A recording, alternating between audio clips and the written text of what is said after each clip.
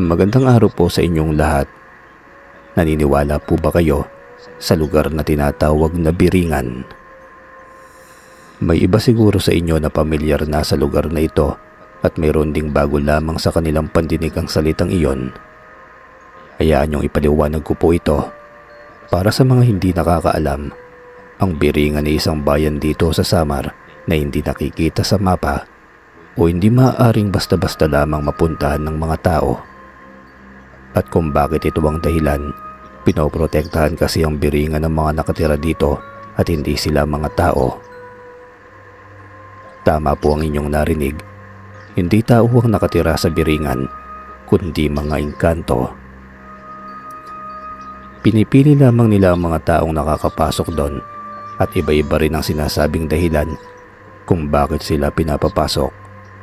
Ang iba'y may mabubuting kalooban na gusto nilang tulungan at gantimpalaan.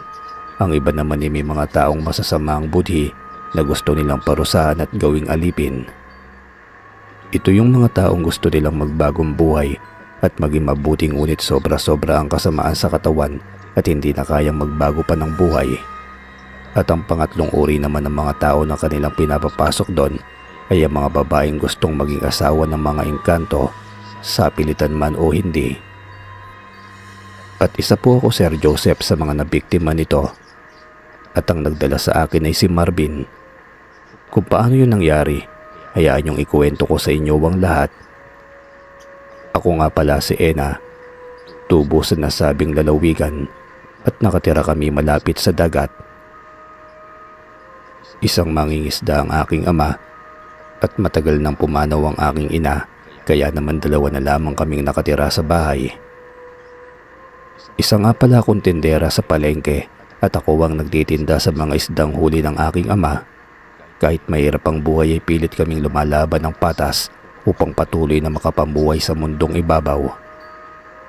Nakatira nga pala kami ni ama sa naman ng maliit na lupa ni ina malapit sa bahay ng kanyang mga kapatid. Hindi kasi talaga taga-Samar si ama. Ipinanganak raw siya sa Cebu. At noong binata raw siya, palagi raw siyang binubugbog ng kanyang ama, kaya naman naglaya siya at napadpad sa Samar. At saka naman sila nagkakilala ng aking ina at naging mag-asawa kalaunan. Balik tayo sa aking kwento. Dahil nga kapitbahay lamang namin ng mga kapatid ni ina, ay madalas nilang minamaliit si ama. Palagi rin nila kaming tinatarato ng hindi tama, kagaya na lamang noong bata pa ako. Madalas kasi akong iwanan ng aking ama sa tiyuhin kong si Luis at asawa niyang si Tia Aurora sa tuwing pumapalaot siya.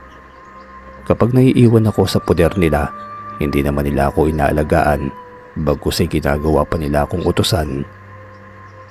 Ako ang naguhugas ng kanilang pinagkainan, naglilinis ng kanilang bahay, naglilinis ng kanilang banyo at kung ano-ano pa. Hindi naman ako makatanggi sa kanilang pinagagawa sa akin, lalo na kay Tio Luis, dahil madalas niya akong paluin kapag sumusuway ako.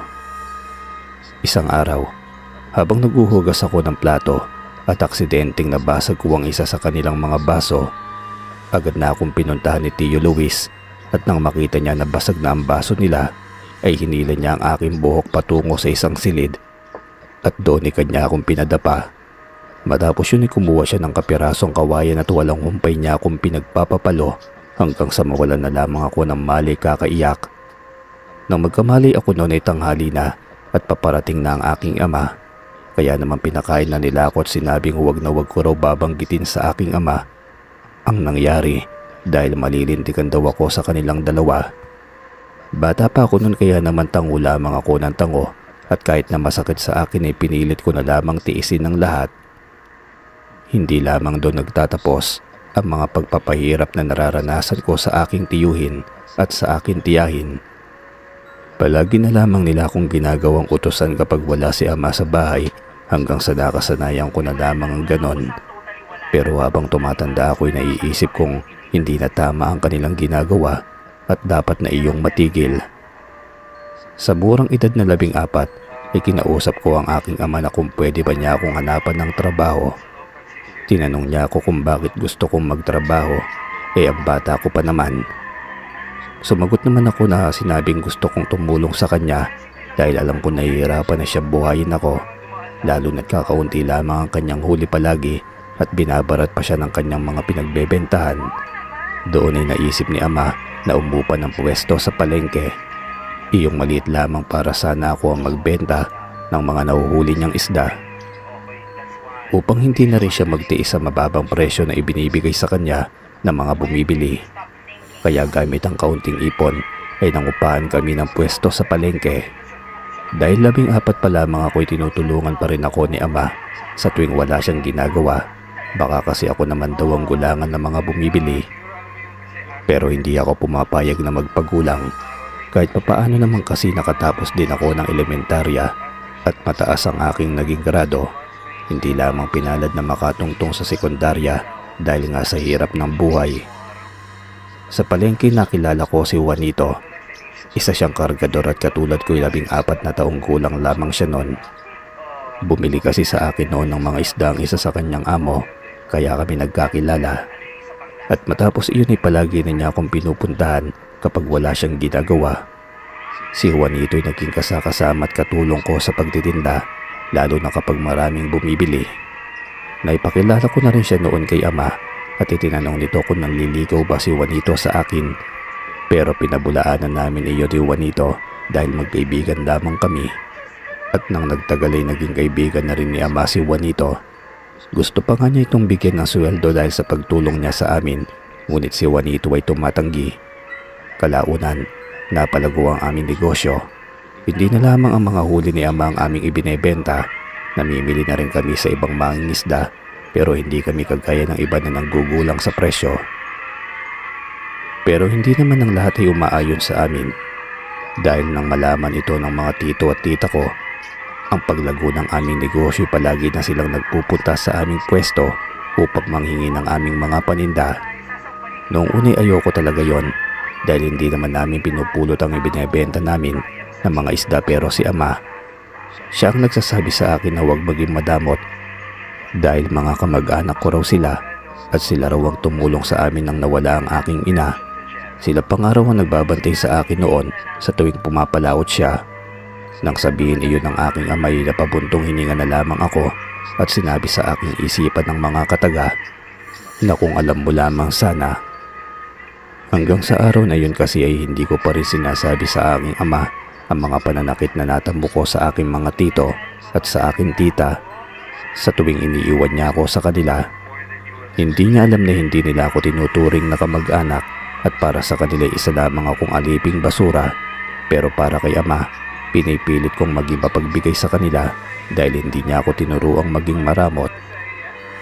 Pero dahil sa kakahingi ng isda ng aking mga kamag-anak ay tila ba nalulugi na kami at halos wala nang kinikita dahil sa araw-araw nilang paghihingi. Halos napupunta na sa kanila ang aming mga tinutubo, lalo na noong humina ang huli ni Ama dahil sa mga dumarating na bagyo.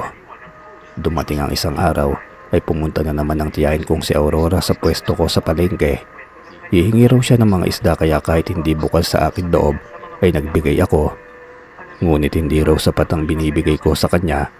Sinabi ko naman na ganoon karami ang hinihingi niya sa araw-araw kaya imposibleng magkulang iyon. Sinabi naman niya nakaarawan daw ng bunso niyang anak at marami raw darating na bisita kaya gusto raw niyang dagdagan pa ang mga isda. Mag-isa ko lamang noon sa pwesto dahil may inasikaso pa si Ama sa bahay. Si Juanito naman ay abala sa pagiging kargador niya. Sinabi ko kay Tia Aurora na hanggang sa pang-ulam lamang nila ang kaya kong ibigay dahil mahina ang benta ngayon at walang gaanong huli si Ama. At kung gusto niyang may panghanday kailangan niyang bumili. Nagalit si Tia Aurora sa aking sinabi. Ika pa niya ikakarampot lang naman daw na isda. Ipinagdadamot ko pa. Sinabihan niya pa akong ganid na sana raw ay makarma ako.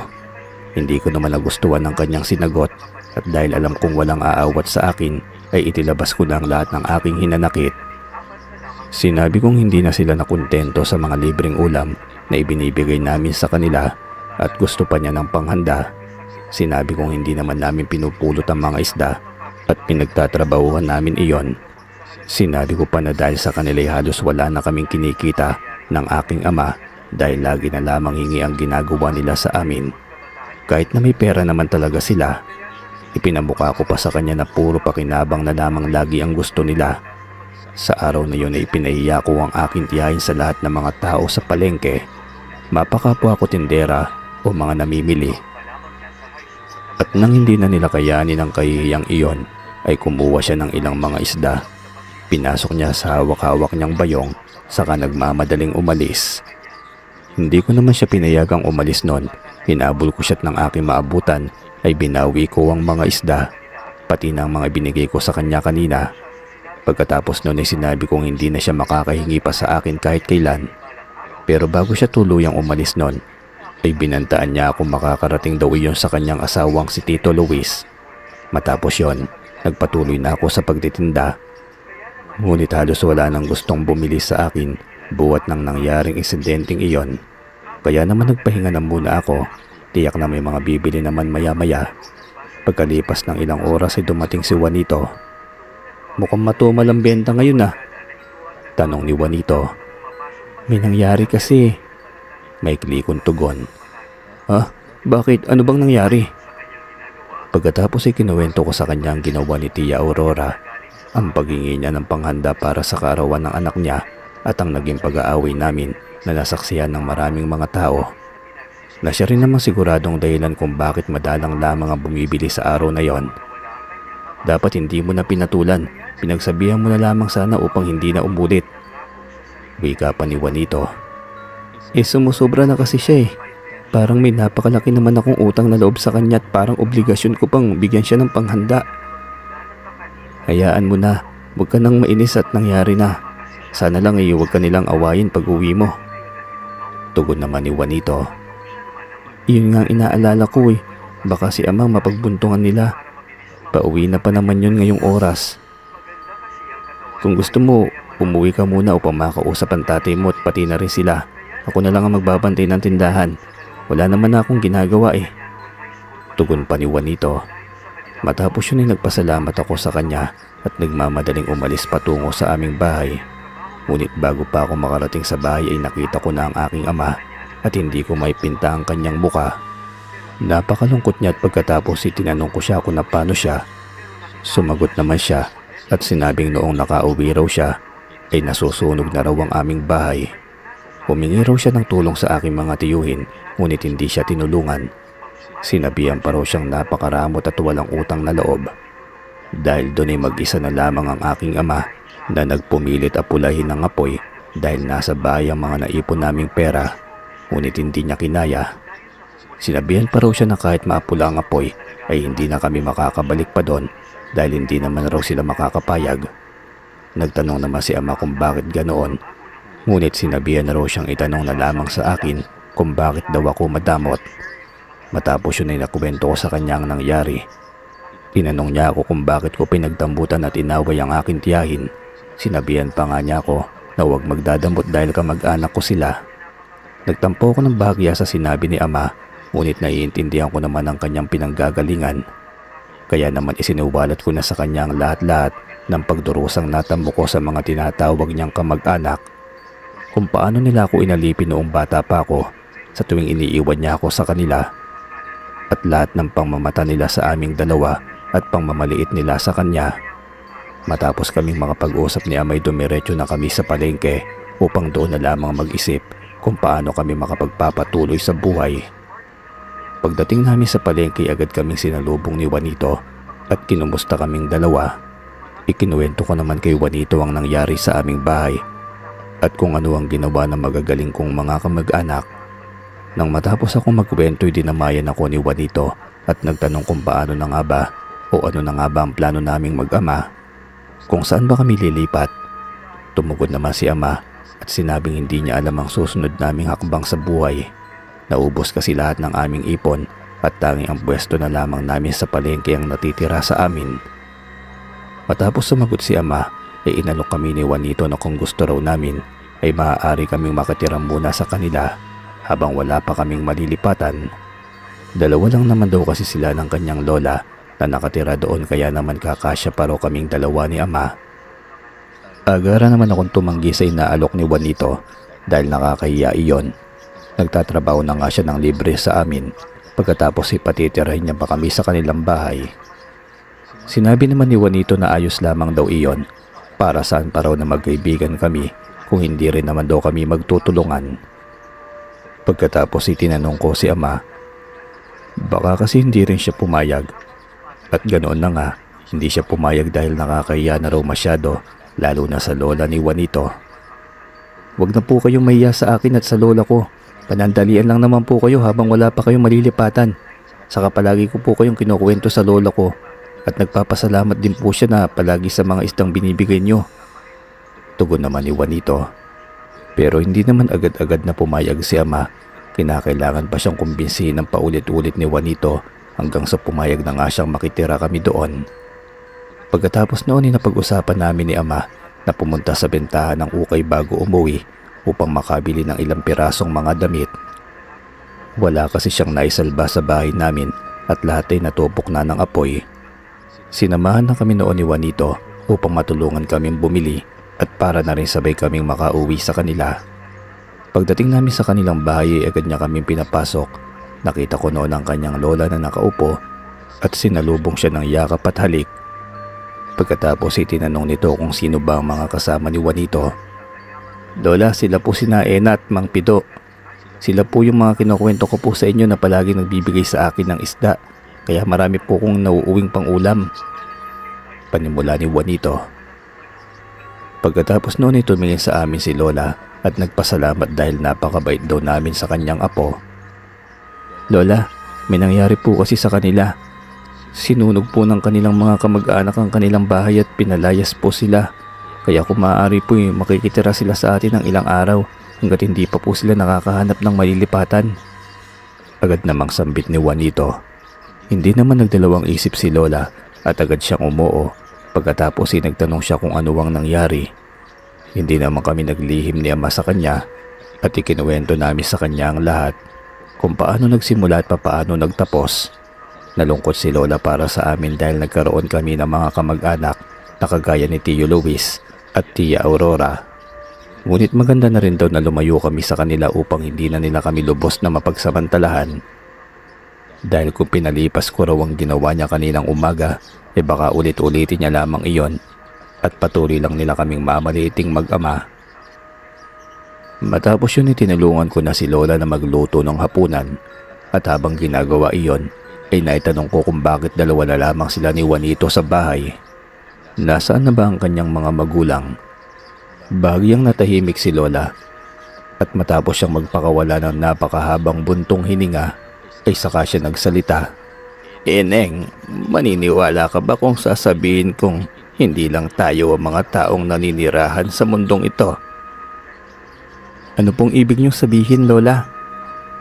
Mahabang kwento at kukulangin ng oras na mayroon tayo sa pagluluto kung isisiwalat ko sa iyo ang lahat. Kaya naman pekling ko na lamang para sa iyo.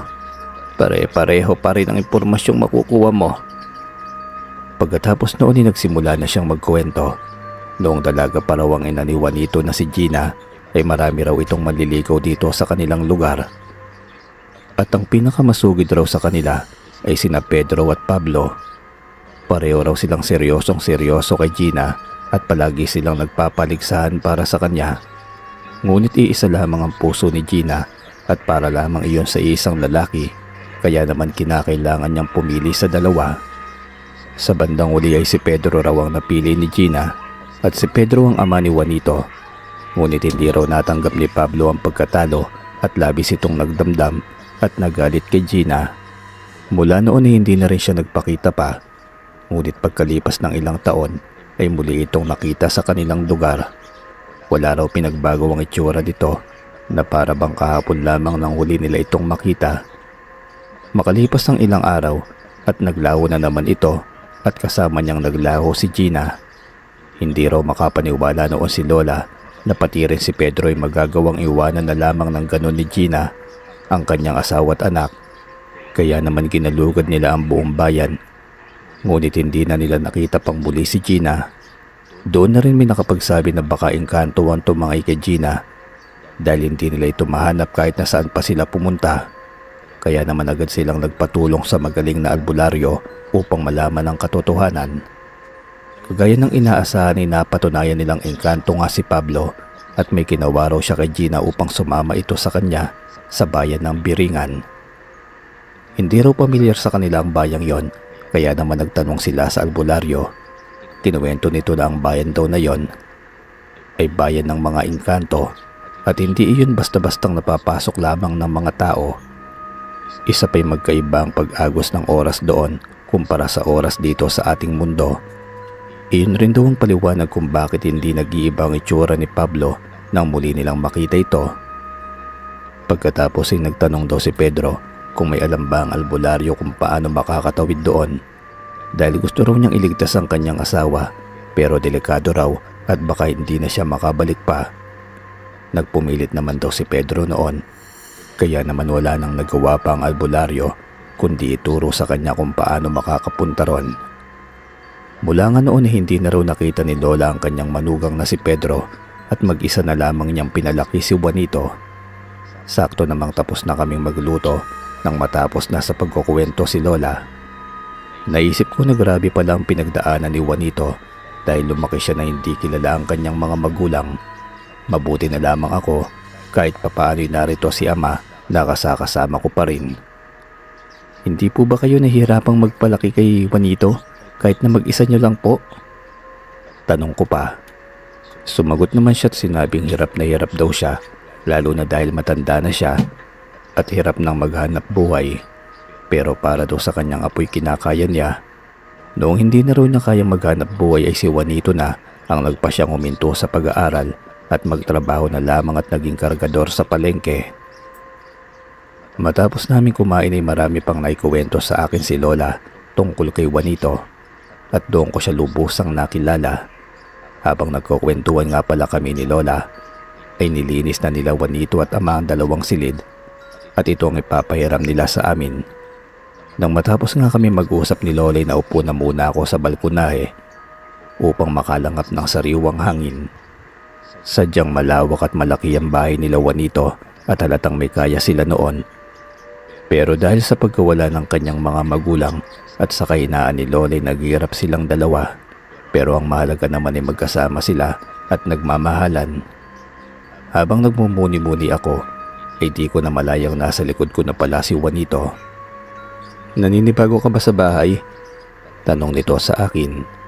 Sinabi ko naman na medyo naninibago ako pero hindi naman yun problema. Lumabas lamang talaga ako upang makapagpahangin. Ganun ba? Kung may problema ka o gustong mapag-usapan ay narito lang naman ako. Tugon naman ni Juanito.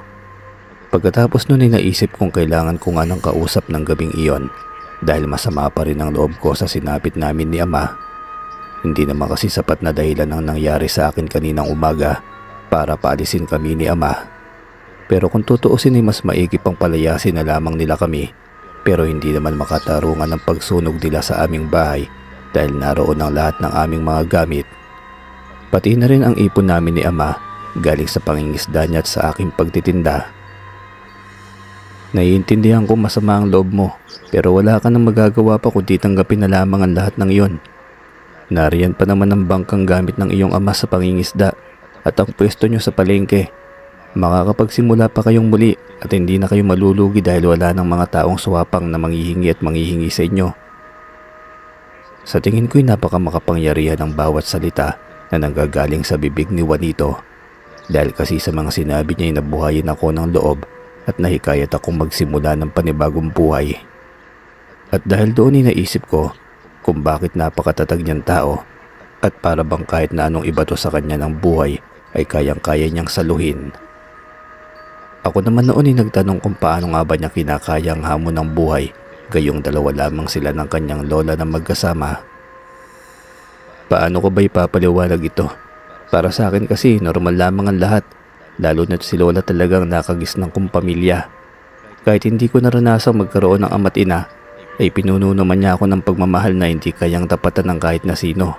At sa mga hamon naman ng buhay ay tinuruan ako ni lola na maging matatag at huwag basta-bastang sumuko dahil hindi tayo bibigyan ng pagsubok na hindi natin kayang lampasan. Saka ang sabi sa akin ni lola ay kailangan kong maging mabuti sa kapwa at maging maalalahanin. Pati na rin na magtimpi at umiwas sa gulo ay tinuro na rin sa akin ni lola. Siya ang naging gabi ko simula pa nung bata ako Kaya naman ganito ako ngayon. Lalo ako namangha kay Juanito. Totoong napakabait niyang tao at sa tagal niyang nagtatrabaho bilang kargador sa palengke ay wala pa ako nabalitaang may nakaaway siya. Nais kong maging katulad niya ngunit sinusubok talaga ako ng tadhana. Nang banggitin ko sa kanya ang mga katagang iyon ay pinayuhan niya ako. Sinabi niyang hindi ko na may babalik ang nangyari na pero pwede ko daw maiwasang maulit pa iyon sa hinaharap. Mahaba-habang napag-usapan namin ni Juanito ng gabing iyon hanggang sa antukin na ako at pumasok na sa silid na inihanda niya para sa akin. Kinabukasan ni maagang pumalaot si ama upang makarami ng huli. Sa wari ko'y alauna pa lamang iyon na dati-rati ay 3:00. Sinabi niyang kailangan niyang magsipag palalo upang makahanap kami ng lilipatan at mabawi ang aming ipon. Sabay naman kaming pumunta ni Juanito sa palengke upang makapagbukas kaagad ako ng pwesto at upang makapagkargador naman siya. Habang madaling araw pa'y nakarami na ako kaagad ng benta. Kahit iyong mga tira pa kagabi ay mga nabenta ko. Bandang 6:00 pa kasi ng umaga dumarating si ama, dala ang mga sariwa niyang huli. Hindi naman bilasa ang mga binebenta ko dahil magdamag naman iyong nakababad sa yelo. Pagpatak ng 5:00 ay nakita ko ang aking tiyaing si Aurora at ang aking tiyo Luis. Akala ko'y bibili sila sa ibang nagtitinda pero ako pala ang sadya nila. Noong unay ayaw ko silang pansinin ngunit bigla na lamang silang kumuha ng aking mga paninda at inilagay sa bayong na kanilang daladala. Nagalit ako noon dahil sa kanilang ginawa. Sinabi ko na hindi na sila nakontento sa pagsunog nila sa aming bahay. Ngayon naman ninanakawan pa ako ng paninda. Sinabihan naman ako ni Tio Luis na wag raw akong maging maramot dahil may utang na loob daw ako sa kanya. Sinabi kong ang lakas naman ng loob niyang sabihin yon, wala naman siyang naiambag sa buhay ko. Bumuelo noon si Tio Luis upang ako ay sampalin, kaya naman napapikit ako. At nang hindi ko maramdaman ang kanyang sampal, daan-daan kong iminulat ang aking mga mata at nakita ko ang isang lalaking matangkad na hawak-hawak ang kamay ni Tio Luis. Alam mo bang mali ang manakit ng babae? Tanong nito kay Tio. Sino ka ba? Huwag kang mangialam rito. Tugon naman ni Tio Luis. Hindi na mahalaga kung sino ako, basta hindi ko pinalalampas sa mga taong nananakit ng babae. Tugon niya at pagkatapos ay pinisil niya ang kamay ni Tio hanggang sa mapangawi ito sa sakit. Nang makita nitong hindi na nakakayanan ni Tio ang sakit, ay binitiwan niya ito. Nakahinga naman ng maluwag ang aking tiyuhin. Pagkatapos noon dinuro ako ni Tio Luis at sinabing hindi pa daw sila tapos. Tinapik naman ng lalaki ang kamay nito at pagkatapos ay umalis na ang mag-asawa.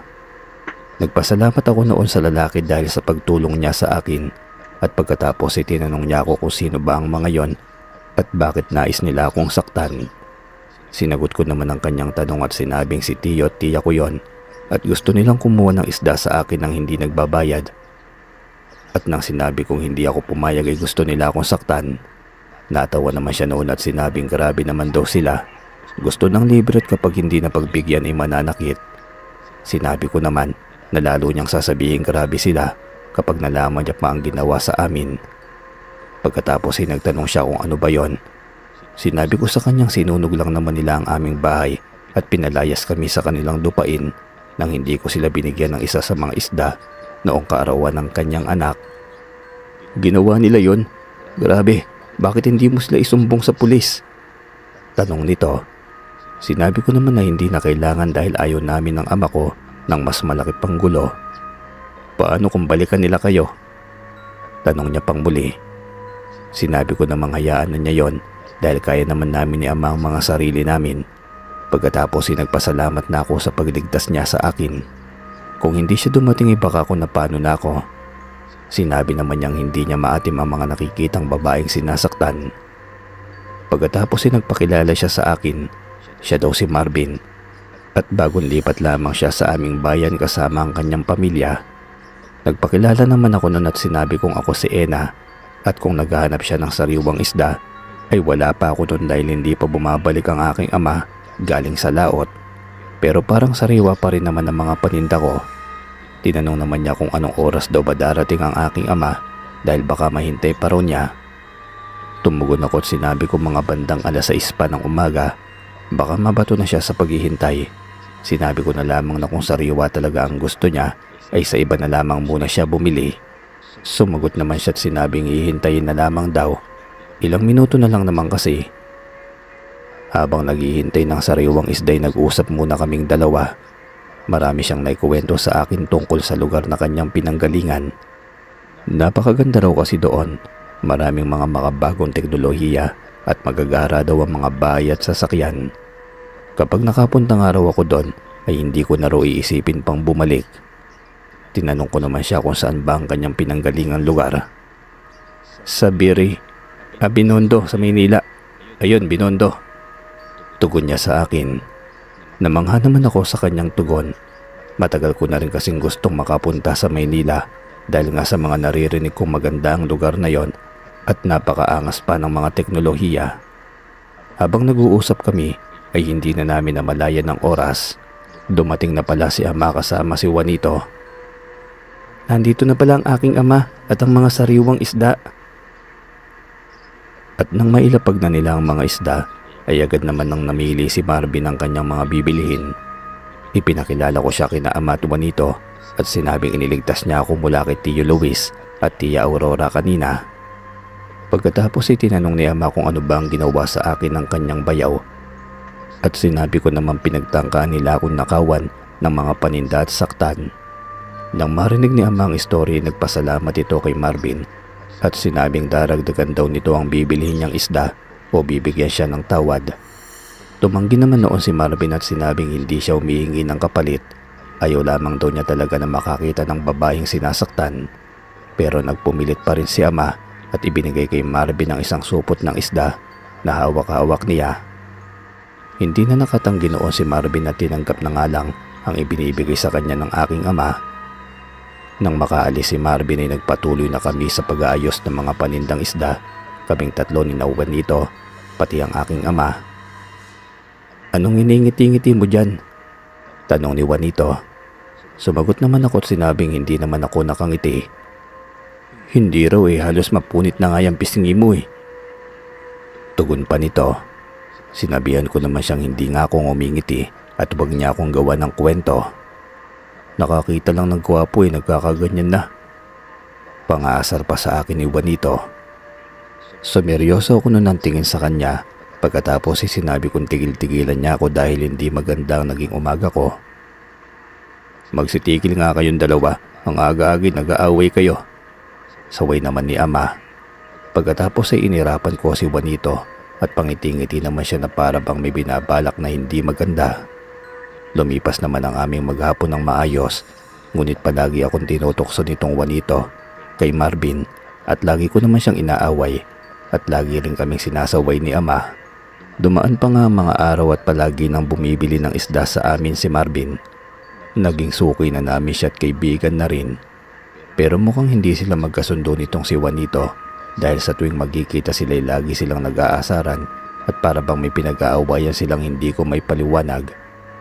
Kagaya na lamang kaninang umaga nang namimili ng mga isda sa amin si Marvin. Ang gaganda naman ng mga isda nyo ngayon, sariwang sariwa, parang yung nagtitinda na sobrang ganda. Wika ni Marvin. Sus, nambola na naman, halatang may pagnanasa. Sabat naman ni Juanito. Uy, Juanito, ano ka ba? Magsisimula ka na naman. Saway ko pa sa kanya. Hayaan mo na Ena, naiinggit lang siguro. Tugon naman ni Marvin. Ano naman kakaingit ko sa'yo? Hambog ka naman. Tugon pa ni Juanito. Ngumiti lang naman si Marvin noon at saka nagpaalam. Sige Ena, mauuna na muna ako Baka hindi ako makapagtimpi sa aso mo Paalam pa ni Marvin. Aba, sino tinatawag mong aso? Hindi na natapos ang sinasabi ni Marvin nang bigla ko siyang awatin. Ano ka ba? Sinabi ng tama na Inaaway mo yung tao tapos ikaw ang mapipikon. Akala ko ba ayaw mo ng gulo? Bakit lagi mo nalang inaaway si Marvin? Nasaan na yung sinasabi mong pagtitimpi at pagiging mabuti? Pananaway ko pa sa kanya. Hindi na nakapagsalita pa noon si Juanito at nanahimik na lamang. Si Marvin naman ay umalis na dala ang pinamili niyang mga isda. Hanggang sa lumipas ang ilang taon, nagpaalam na sa akin si Marvin. Gusto raw niya kasi akong ligawan. Itinanong ko naman sa kanya kung ano nga ba ang dahilan. Isa lang naman kasi akong hamak na tindera ng isda sa palengke. Alam mo Ena, huwag mong ibaba ang sarili mo. Maganda ka at mabait. Nasa iyo ang lahat ng katangiang hinahanap ko sa babae. Tugon pa niya. Halos hindi ako makasagot noon dahil sa pagkabigla. Hindi ko naman pinagkakailang gwapo nga si Marvin. Matangkad at mabait din. Pero wala na kasing puwang sa puso ko. Dahil may laman na ito at iyon si Juanito. Pero hindi pa rin ako sigurado kung gusto rin ba ako ni Juanito. Dahil hindi naman niya ako nakikita bilang isang babae. Nakikita niya ako bilang isang kaibigan. Kagaya na lamang ni Marvin na nakikita ko lamang bilang isang kaibigan din. Litong-lito pa ako noong mga panahong iyon. Pero kahit na walang pag-asa, ay binigyan ko ng pagkakataong makapanligaw si Marvin. Maigi na rin siguro yun upang malaman kung gagawa ng hakbang si Juanito kapag nalaman niyang pinayagan kong manligaw ito. Nakita ko ang mga ngiti sa mata ni Marvin nang payagan ko siyang manligaw at gagawin raw niya ang lahat para lamang mapasagot niya ako. Pero sa isip-isip ko noon, nakukonsensya ako dahil alam kong ginagamit ko lamang siya upang malaman ang magiging reaksyon ni Juanito. At para malaman kung may pagtingin ba siya sa akin. Ngunit nang malaman niya na nandiligaw na sa akin si Marvin ay wala man siyang ginawa. Ni hindi man lamang siya nagreklamo kahit na hindi niya gusto ang taong iyon. Bahagya ako nasaktan dahil doon. Akala ko kasi gagawa siya ng hakbang. Liligawan niya ako o tututulan niya ang panliligaw sa akin ni Marvin. Doon ko napagtanto na wala talaga siyang pagtingin para sa akin. Sa araw-araw na panliligaw sa akin ni Marvin ay unti-unti rin ako nahuhulog sa kanya. Hindi dahil sa mga binibigay niyang regalo sa akin na mga tsokolate at mga itim na prutas na mula raw mismo sa kanilang bakuran, kundi ang kanyang panunuyo at kagandahang asal. At hindi nagtagal ay sinagot ko na siya at naging magkasintahan kami. Bakit parang ang bilis mo namang sinagot yung Marvin na yan? Ilang buwan pa lang naman siya naliligaw sa'yo, hindi ba? Tanong sa akin ni Juanito. Hindi naman sa tagal ng panliligaw yan eh. Basta naramdaman ko lamang na tamang oras na para sagutin siya at mahal ko na siya. Tugon ko naman. Hindi mo pa nga siya lubusang kilala eh. Hindi mo pa nga alam kung saan ang bahay niya o kung bakit sila lumipat dito sa Samar mula sa Maynila. Baka may kaso pa yun doon kaya nagtatago rito. Tigil-tigilan mo nga ako Juanito sa mga imahinasyon mo. Napakabuting tao ni Marvin. At ano naman sa iyo kung sinagot ko siya? May pakialam ka ba sa akin? Di ba wala naman? Magkaibigan lang naman tayo, hindi ba? Kaya wala kang karapatang questionin ang mga desisyon ko. Sa gabing iyon ay nagkaroon kami ng matinding away ni Juanito na nagbigay ng lamat sa aming pagkakaibigan. Nakalimutan ko na rin noon na nakikitira kami ni Ama sa Kinabukasan ay inimbitahan ako ni Marvin na bumisita sa bahay nila dahil gusto raw niya akong ipakilala sa kanyang mga magulang. Hindi naman ako nagatubiling sumama dahil gusto ko rin silang makilala at gusto ko rin makilala ng lubusan si Marvin at magagawa ko lamang iyon kapag naisama na niya ako sa kanilang bahay. Nang araw na yun ay pinakiusapan ko muna ang isa kong kaibigan sa palengke na si Karen upang tulungan sina Ama at Juanito sa pwesto. Hindi pa kasi sila dumarating na umalis kami ni Marvin at baka manakawan pa kami kung walang maiiwan sa tindahan. Agad naman itong pumayag kaya agad din kaming nakaalis ni Marvin. Sumakay kami ng jeep at tricycle patungo sa kanila at habang nakasakay sa tricycle ay napagtanto ko napakalayo pala ng kanilang bahay sa palengke. Kaya tinanong ko siya kung bakit doon pa namimili at araw-araw pa siyang namamasahe ng malaki-laki. Sabi naman niya mas gusto raw ng kanyang mga magulang ng sariwang mga isda kahit malayo raw sila sa dagat. At doon nga lamang daw sila sa palengke makakahanap ng ganon. Hindi na ako sumagot noon at nanatiling nananahimik hanggang sa maibaba kami ng tricycle doon sa may kakahuyan. Pagkatapos ay tinanong ko kung bakit sa bakanting lote kami bumaba. Sinabi naman niyang nasa looban pa raw ang kanilang bahay at kailangan muna naming lakarin ang kakahuyan. Matapos yon, nagsimula na kami lumakad papasok hanggang sa abutin kami ng halos kalahating oras. Napapagod na ako noon kaya naman tinanong ko na siya kung malayo pa ba dahil pagod na talaga ako. Sumagot naman siya at sinabing malapit na kami at hindi ko na malayang nakalabas na pala kami ng kakahuyan. Bumungad sa akin noon ang isang napakagandang bayan na para bang nakikita ko lamang sa aking imahinasyon habang ikinukwento sa akin ni Marvin. Kahit malayo pa ako'y hindi ko may pagkakaila na ito yung kinukwento sa akin ni Marvin na bayang kanyang pinanggalingan na sinasabi niya na Maynila pa raw. Pero nakikita ko ngayon ito sa gitna ng kakahuyan kaya nagtanong ako sa kanya dahil nalilito pa rin ako. Hindi ba't ito yung bayang kinukwento mo? Ang bayang pinanggalingan mo? Bakit narito ito sa gitna ng kakahuyan dito sa Samar? Kahit nang sabi mo sa Binondo ito, di ba, sa Maynila? Pasensya ka na, Ena, kung nagsinungaling ako. Natatakot kasi ako na kapag nalaman mo magalit ka sa akin. Pero ngayon iaaminin ko na sa iyo ang lahat. Hindi ako galing sa Maynila. Biringan talaga ang gusto kong sabihin at hindi Binondo. Pinigilan ko lamang noon ang aking dila. Humihingi talaga ako ng tawad sa iyo pero hindi kasi nungalingan ang pag-ibig ko sa iyo, Ena. Pero ng mga panahong yun ay bulag na ako sa pag-ibig at wala akong pakialam kung nagsisinungaling ba siya sa akin. Ang importante ay papakilala niya ako sa kanyang mga magulang.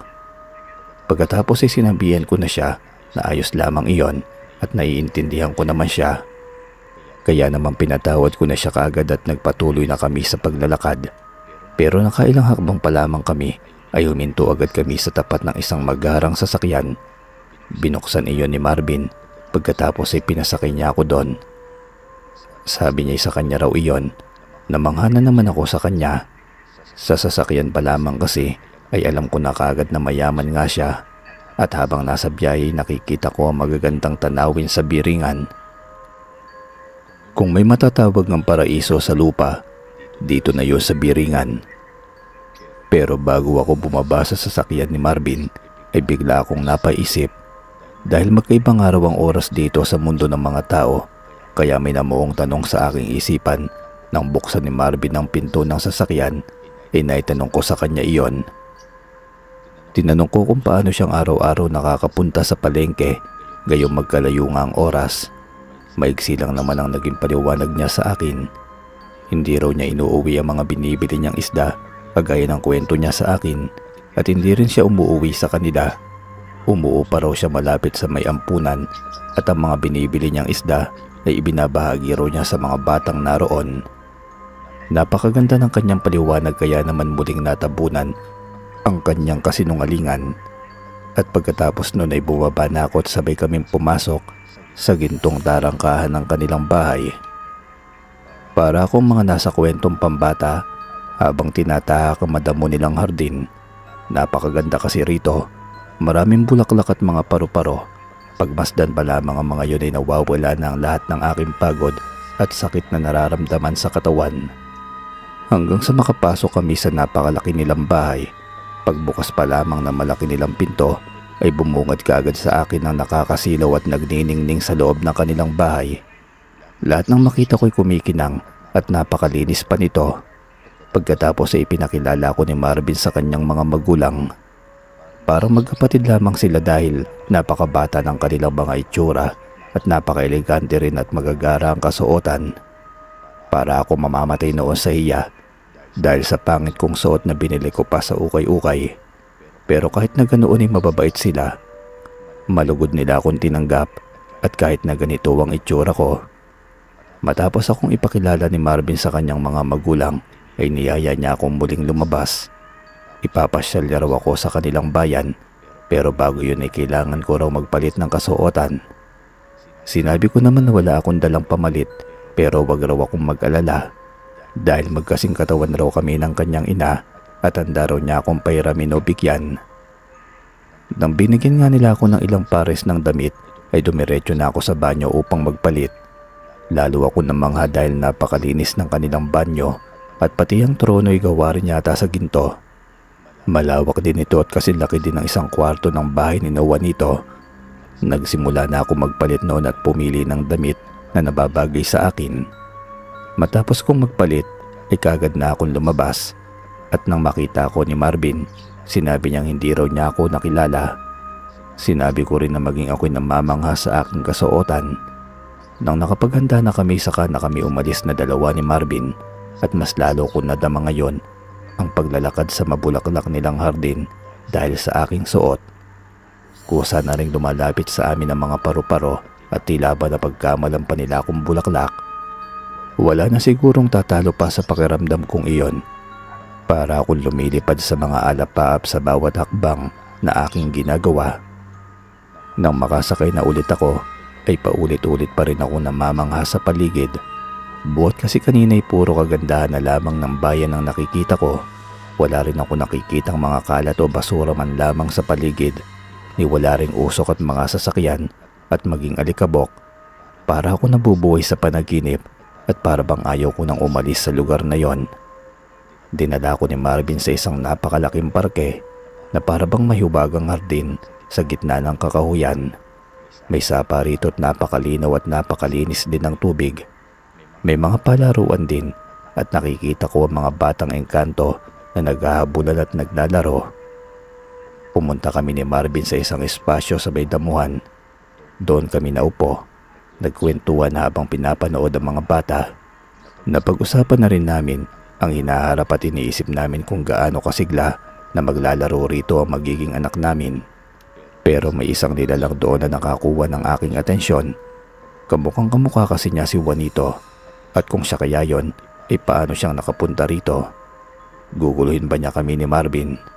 Iyon ang mga namumuong tanong sa aking isipan habang papalapit ito sa akin. Pero parang hindi rin siya yon dahil parang mas matanda. Pero paano kung lumipas na ang ilang taon sa mundo ng mga tao habang naririto ako sa biringan? Natigil lamang ako sa pag-iisip nang tapikin ako ni Marvin sa balikat at tinanong kung nakikinig daw ba ako sa kanya. Kanina pa raw kasi akong tulala. Sinabi ko naman sa kanya na parang nakita ko si Juanito at tinuro ko nga ito sa kanya. Sinabi naman niyang hindi iyon si Juanito at hindi raw ito makakapunta rito. Kaya pabayaan ko na lamang daw. Lumipas ang aming maghapon na nasa parke kami ni hindi pa nga kami nananangalian. Pero hindi pa naman ako nagugutom. Nang dumilim na bigla na lamang lumiwanag ang paligid. At pagtingala ko sa langit ay nakita ko ang paputok na iba't ibang kulay at hugis. Napakaganda nito sa mata at napakapayapa. Para ka talagang nabubuhay sa mga kwentong pambata sa libro. Pero ano pa ba ang aasahan mo sa biringan? Engkanto ang mga makikita mo rito. Kaya naman napakahiwaga ng lugar. Makalipas ang ilang minutong panonood ay nakaramdam ako ng bigat sa aking pantog kaya tinanong ko kay Marvin kung may palikuran bang pampubliko rito sa parke. Mayroon naman daw at itinuro niya ito sa akin. Kaunting lakaran lamang daw ito mula sa aming pwesto pagkatapos itinanong niya ako kung gusto ko raw bang magpasama. Maikling lakaran lang naman iyon kaya sinabi kong kaya ko na yon at huwag niya nang abalahin ang kanyang sarili. Lumakad na nga ako noon tungo sa pampublikong palikuran. At nang makapagbawas na ako ng tubig at palis na ako, ay bigla na lamang may kamay na tumakip sa aking bibig. Ginamitan ako ng puwersa patungo sa likuran ng palikuran upang hindi ako makita ni Marvin. Nang makita ko ang may gawa nun sa akin, ay nakita ko si Juanito pati na ang lalaking nakita ko kanina na kamukhang kamukha niya. Naguguluhan ako sa pangyayari. Kaya itinulak ko si Juanito at sinubukan kong sumigaw pero natakman kaagad niya ang aking bibig at may botelya siyang pilit na binubuksan. Nang mabuksan niya ito gamit ang isa niyang kamay ay tinanggal niya ang kamay niya sa aking bibig. Nang subukan kong muling sumigaw ay pinatakan na niya ako sa bibig ng kung ano man ang laman ng lalagyan na yon. At doon na nga ako natauhan. Bigla ako naimasmasan at nagising sa katotohanan. Agad ako nangulila sa aking ama at bumalik ang dati kong pagtingin kay Juanito na nawala. Saka ko naisip na parang hindi ako ang kumukontrol sa sarili ko noong mga nakaraang buwan. At saka ko naisip ang aking pagkakamali. Bigla ko niyakap noon si Juanito at nakiusap na alisin niya ako sa lugar na yon. Ngunit bago yun ay may kailangan muna raw kaming iligtas, ang kanyang ina. Saka ko naitanungan tungkol sa kasama niya na kamukha niya. Sinabi niya sa akin yun daw ang kanyang ama. At ipapaliwanag na lamang daw nila ang lahat kapag nakauwi na kami. Ang kailangan daw namin ay matakasan ngayon si Marvin upang tuluyan na kaming maging ligtas. Pagkatapos ay tinanong ko kung alam ba nila kung nasaan ang kanyang ina. Sumagot naman ang ama ni Juanito at sinabi na sa tagal na raw niya sa lugar na ito ay alam niya na kung saan dinadala ang asawa niya. Nagkaproblema lamang daw noon dahil naitapon niya ang pangontra sa gayuma kaya hindi niya ito mailigtas. Natatakot kasi siya na kapag binawi ang asawa ay manlaban ito dahil sa gayuma at baka hulihin pa siya at gawing isa sa mga alipin. Kung mangyayari man daw yon ay malabo na niyang maililigtas ang asawa at hindi na sila makakaalis pa sa lugar na ito. Pero nagkapag-asa raw siya nang makitang may pangontra sa gayuma ang kanyang anak dahil pareho pala sila ng sinapit. Kaya may magagamit na siya para mailigtas ang asawa. Nag-uusap kami noon habang naglalakad at hindi kami nagsasayang ng oras. Alam ko na rin na sa mga panahong yon ay hinahanap na ako ni Marvin at nag-aalala na ito sa akin. Sana hindi niya pa alam na tumakas na ako upang hindi niya kami habulin. Sa layo ng aming nilakad ay tumigil kami sa isang bahay na malaki. Ang sabi sa akin ni Mang Pedro ay magtawag daw ako hanggang sa may lumabas. Kung ang lalaki daw ang lalabas at iyon si Pablo ay humingi raw ako ng tulong at sabihing nasa panganib ang aking kaibigan at dalhin siya sa malayong lugar upang mapasok daw nilang dalawa ang bahay at mailigtas si Aling Gina. Kapag nagawa raw nila iyon, ay ako naman daw ang kanilang ililigtas. Mapanganib ang binigay nilang gawain sa akin, ngunit alang-alang sa mabuo ang pamilya ni Juanito, kahit mahirap ay gagawin ko. Kung hindi rin naman dahil sa kanya magiging habang buhay na ako nakakulong sa lugar na ito. Gaya ng nasa plano, nagtawag na nga ako sa labas ng bahay at halos mapahaos na ako dahil wala man lamang lumalabas sa tagal kong nagtatawag. Makalipas ang ilang minuto ay may lumabas na sa bahay. Isa iyong babae na sa tansya ko'y matanda lang sa akin ng ilang taon. Napakaganda rin niya at may kaunting pagkakahawig kay Juanito. Walang duda na ito na nga ang ina ni Juanito at hindi kami mahihirapan pang sundin ang plano dahil umayon sa amin ang pagkakataon. Tinanong ako ni Aling Gina kung bakit daw ba ako tumatawag at ang sinabi ko'y nangangailangan ng tulong ang aking kaibigan at baka mabawian ito ng buhay kung hindi matutulungan kaagad. Sinabi naman niyang sandali lamang at tatawagin niya ang kanyang asawa. Sisigo na sana siya noon at mabuti na lamang at napigilan ko ito. Sinabi ko na malapit lamang iyon sa kanilang bahay at kayang-kaya niya na yon. Ngunit nagpumilit pa rin siya at doon lumabas ang mag-ama. Mabilis silang lumapit at napatakan ng pangontra sa bibig si Aling Gina. Pero bago iyon ay nakasigaw na ito tiyak na narinig ng kanyang asawa. Nang mahimasmasan ito'y agad niyang niyakap si Mang Pedro. Pero umiwas ito at sinabing mamaya na lamang dahil baka abutan kami ng kanyang asawang engkanto na si Pablo. Mabilis kaming umalis noon pero nasa labas na pala ng kanilang pinto si Pablo at sinisigawan kami. Saan niyo dadalhin ang asawa ko? Walang sayo, Pablo. Akin ang asawa ko. Tugon naman ni Pedro sabay takbo. Tumakbo kami hanggang sa abot ng aming makakaya at saka nagsuot sa may kakahuyan. Marahil ay naalarma na namin ang mga nakatira dito dahil kay Pablo at dahil mabilis kumalat ang balita ay baka nalaman na rin ito ni Marvin. Habang nasa kakahuyan ay nagsalita si Aling Gina. Humingi siya ng tawad sa kanyang nagawa. Ayon sa kanya ay hindi raw niya ginustong sumama kay Pablo pero parang may ibang tao raw o nilalang na kumukontrol sa kanyang isipan. Na pareho kami ng pinagdaraanan kaya alam ko naman ang kanyang nararamdaman. Pagkatapos ay nagpakilala naman sa kanya si Juanito at sinabing anak siya nito. Hindi makapaniwala noon si Aling Gina dahil ilang taon lamang ang lumipas at bata pang walang muwang si Juanito nang iwanan niya ito. Hindi pala alam na magkaiba ang takbo ng oras sa biringan at sa tunay na mundo. Pagkatapos ay pinaliwanag iyon sa kanya ni Mang Pedro. Humingi rin ng tawad si Aling Gina kay Juanito dahil lumaki itong walang ina at ama. Pero ayos lamang daw ang lahat dahil hindi naman nila yung kasalanan ayon kay Juanito, kundi kasalanan ng lahat ni Pablo. Pinoproblema namin noon kung paano makakaalis sa lugar na yon dahil nasa loob lamang kami ng kakahuyan at napapaligiran pa rin ito ng syudad. At sa mga oras na ito'y marami nang naghahanap sa amin at ang kailangan naming mapuntahan ay ang kakahuyang pinanggalingan namin ni Marvin kanina nang makapasok kami sa biringan. Iyon lamang daw kasi ang tanging pasukan at labasan at malamang ay may nag-aabang na rin sa amin doon.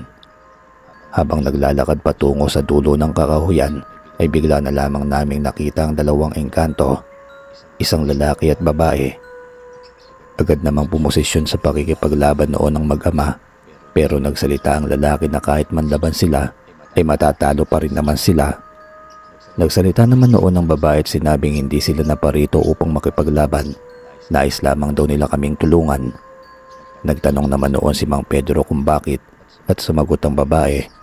Unay nagpakilala ito, siya raw si Isabel at ang kanyang kasama naman ay si Arman na kanyang asawa. Matagal na raw nilang binabantayan si Juanito noong nasa mundo pa ito ng mga tao dahil sadyang napakabuti raw nitong tao at nararapat lamang daw na mabigyan ng gantimpala.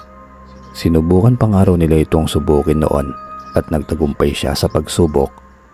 Naghahanap raw siya ng tiyempo upang makarating ito sa biringan, ngunit wala itong maisip na paraan at nagulat na lamang daw sila dahil sa insidenteng ito. Naging pagkakataon na rin para sa kanila na gantimpalaan itong si Juanito, pero bago ang lahat ay kailangan muna raw nila kaming maialis dito ng ligtas. Hindi naman kaagad nagtiwala si Mang Pedro sa kanila, pero nakiusap si Isabel na hayaan silang makatulong. Wala naman daw kasi silang mapapala kung ilalagay nila kami sa kapwa nila engkanto. At wala raw silang matatanggap na kaparusahan sa kanilang pinuno hanggat hindi nito nalalamang tinulungan nila kami. Nagtanong naman si Mang Pedro, paano nila kami matutulungan na hindi malalaman ng ibang kauri nila? Sumagot naman siya at pinaliwanag iyon sa amin. Matapos makapag-usap ay nagtungo na nga kami sa dulo ng kakahuyan. Naunang lumabas ang mag-asawa at nakita kong sinalubong sila ng kanilang mga kauri at nag-usap-usap sila. Pagkatapos ay sinabihan kami ni Mang Pedro na humanda raw sa pagtakas kung sakaling traidorin kami. Makalipas ang ilang segundo ay umalis na nga ang mga engkanto at sumenyas ang mag-asawa at sinabing lumabas na kami. Pagkatapos itinanong ni Mang Pedro kung paano kami makakaalis nang walang makakakita, kalsada iyon. Sinabi naman ng mag-asawa na may mga kakahuyan sa paligid at gagawin lang namin ay magpapalipat-lipat. Sila daw ang magiging gabay kung ligtas bang makalipat kami o hindi pa. Naglakad na nga kami patungo sa susunod na kakahuyan at habang naroroon ay tinanong ni Mang Pedro kung ano daw ba ang pinag-usapan nila ng mga kauri nila. Sumagot naman si Isabel at sinabing nahalugog na nila ang buong kakahuyan pero wala silang nakita. At nagpatuloy na kami sa paglalakad. Ganon lamang ang pangyayari palagi. Bago lumabas ng kakahuyan ay kakausapin ng mag-asawa ang mga nakaabang at kapag nakaalis na sila ay saka naman kami lumalabas. At dahil doon iligtas na nga kaming nakalayo, na makapunta kami sa kakahuyan na pinanggalingan namin ni Marvin kanina ay inaakala naming ligtas na kami. Pero naroon pala si Pablo at Marvin na inaabangan kami. Mabuti na lamang at hindi nila nakita noon sina Isabel at Arman dahil nakapagtago sila kaagad. Agad namang pumosisyon sa pakikipaglaban ng dalawang mag-ama. Gaya na lamang ng ginawa nila kanina nang makita nila sina Isabel at Arman. Walang yaka, Juanito. Kaya pala hindi ko mahanap si Ena. Tinangay mo na pala. Sambit ni Marvin. Ako naman ang sumagot noon at sinabi kong mas walang iya si Marvin dahil ginayuman niya lamang pala ako upang sagutin siya. Wala namang naisagot noon si Marvin kundi tumahimik na lamang. Muli ko siyang tinanong noon kung kasinungalingan din bang sinabi niya sa akin na tumira siya sa tabi ng ampunan at ipinamamahagi sa kanila ang mga isdang binibili niya. Inamin naman niyang kasinungalingan lamang din daw yon. Tumira lamang daw siya sa mga puno at itinatapon ng mga isdang kanyang binibili. Gusto lamang daw niya talagang bumili ng bumili upang magkalapit kami. Sinabi ko naman sa kanya na galit na ako sa kanya at hindi na mapapawi ang aking galit at isinusumpa ko pa siya dahil sinayang niya lamang ang mga isdang pinagpapagurang hulihin ng aking ama. Sinabi naman niyang huwag ako magpakampante dahil sa kanya pa rin daw ako babagsak. Kailangan lamang daw niyang paslangin ang mag-ama at muli nila kaming gagayumahin ni Aling Gina. Pagkasabi niya noon ay nakita kong bumubulong silang dalawa ni Pablo pero wala akong marinig na boses na nanggagaling sa kanila. Napansin nila iyon kaya nagtaka silang pareho at doon na nga lumabas sina Isabel at Arman at may mga kasama rin sila. Paparusahan daw nila sina Pablo at Marvin dahil may nilabag silang batas at sapat na raw ang kanilang narinig bilang ebidensya. Sinabihan na nila kami noon na tumawid na sa kagubatan at magdire-diretso lamang at makakauwi na kami. Sila na raw ang bahala kina Pablo at Marvin. Sinunod naman namin ang kanilang sinabi at hindi namin nakalain na may mga engkanto palang katulad nila na tumutulong sa mga taong sinasamantala ng kanilang mga kauri. Hindi na namin alam ang nangyari kina Pablo at Marvin, pero ang importante ay nakalabas kami ng buhay doon. Nakalimutan na rin nila ang sinasabi nilang gantimpala na ibibigay kay Juanito, pero para sa amin ay sapat ng gantimpala ang pagtulong nila. Gusto lang pala nilang mahuli sa akto ang dalawa bago nila kami tulungan upang hindi sila maparusahan ng kanilang pinuno. Paglabas namin ng kakahuyan ay nasilayan na namin ang araw. Umaga na pala noon at madali na lamang kaming nakasakay at nakauwi. Kagad ako niyakap niya at sinabing inaakala niyang nawala na ako dahil sa kanyang kapabayaan. Pero mas nakakantig ang muling pagkikita ni na Lola at ang kanyang anak, Manugang at Apo. Nang ayos na ang lahat ay nagtanong na ako kay Juanito kung paano siyang nakapunta sa Biringan. Sinabi ni Juanito na ilang linggo na raw ako nawawala, kaya nag-aalala na raw silang lahat sa akin, kabilang na rin si Lola. At ang alam lamang nila mula kay Karen na si Marvin ang huli kong nakasama, at mula noon ay hindi na raw nila ako nakita. Pagkatapos ay tinanong ni Lola kung ano daw bang itsura ni Marvin, kaya naman inilarawan na ito ni Juanito at ni Ama. At si Lola na raw ang kumumpirma na isang ang engkanto si Marvin at isinama ako sa Biringan. Idagdag pa ron ang mga kwento niya mula sa lugar na kanyang pinanggalingan na narinig daw ni Juanito mula sa usapan namin. At pati na rin ang mga maiitim na prutas na regalo niya sa akin ay kumpirmadong kumpirmado raw na ginagayuma ko at dinala sa Biringan. Pero hindi raw nila alam kung paano makakapunta, kaya binalikan na raw nila ang albularyong nagturo ng mga hakbang tungo sa Biringan sa kanyang amang si Pedro upang mabawi sana ang ina niyang si Gina. At swerte naman daw sila dahil buhay pa ito at naituro niya ang orasyon kay Juanito upang mabuksan ng lagusan. Nabigyan na rin daw ito ng mga pangontra sa gayuma upang gamitin sa akin. Kaya naman mag-isa raw na nagtungo rito sa Biringan si Juanito, at sa maiksing oras ay nakita raw niya ang kanyang ama. At dahil iisa lamang ang kanilang itsura, nakilala raw niya ito. Doon na sila nakagawa ng plano upang mailigtas nila ako, pati na rin ang kanyang ina. Kaya rin nakauwi na kami ng ligtas kahit nakatakot-takot ang aming pinagdaraanan. Hindi na rin kami umalis ng bahay ni Juanito. Doon na nagkaaminan kaming dalawa. Naghihintay lang pala siya noon at napanghinaan daw siya ng loob nang payagan kong manligaw sa akin si Marvin. At ipinaliwanag ko naman sa kanya na nais ko lamang malaman noon ang magiging niyang reaksyon. Lumipas ang ilang mga taon, may isang mayamang matanda ang nag-alok ng trabaho kay Juanito sa isang napakalaking asyenda. Bigla na lamang sumulpot ang matanda at nabili ang halos kalahati ng lupain sa buong barangay. Kung kaya't unti-unting naibenta ni na Tio Luis at Tia Aurora ang kanilang lupain doon sa matandang iyon. Nakiusap na lamang silang mag-uupa sa mismong lupang kanilang kinatitirikan. Ayon kasi kay Karen na kasama ko sa palengke, nagkaroon daw ng malubhang sakit ang anak nila na bunso at kinakailangan ng malaking halaga upang maipagamot ito sa Maynila. Naging maayos naman na raw ang bata, ngunit naibenta na nila ang kanilang lupain at bahay. Lahat ng mga ari-arian nila ay wala na at umuupa na lamang sila sa matanda na nakabili ng bahay at lupa nila. Ngunit ang hindi namin alam na ang matanda pala na nakabili ng malaking lupain ay ang mag-asawang sina Isabel at Arman na mga taga-Biringan. Ipinangalan nila ang malaking lupain kay Juanito at naisalin ng lahat ng dokumento. Magmula nga noon ay naging pag-aari na namin iyon at lumipas ang ilang buwan ay bumalik ako sa bahay ng mga tiyo ko. Sa kayang isang magarang sasakyan, bumaba ako kasama si Ama at pumasok sa bakuran nila Tiyo. "Aba, narito ang maramot mong pamangkin.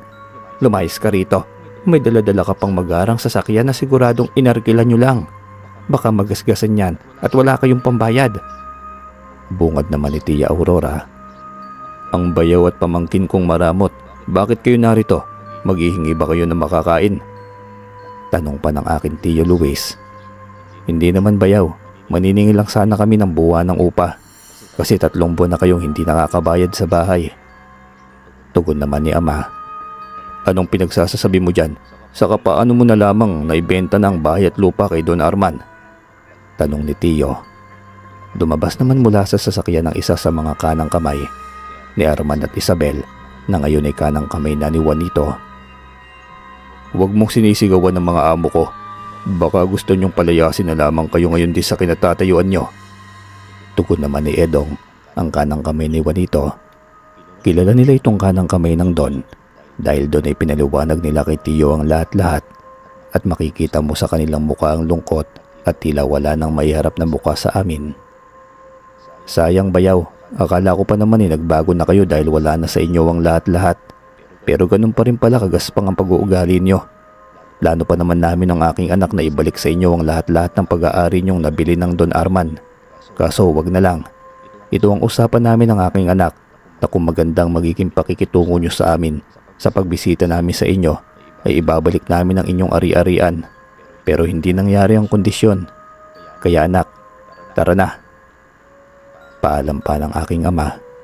Napaiyak na lamang ang Tio at Tia pero maging si ama na malambot ang puso sa kanila ay tumigas na rin. Sabi pa niya na kapag magbabago raw sila ay tutuparin pa rin niya yon. Ngunit dekada na ang lumipas ay na maalam na si ama na hindi pa rin nagbabago ang Tio at Tia. Hanggang dito na lamang po ang kwento. Maraming salamat po sa inyong lahat.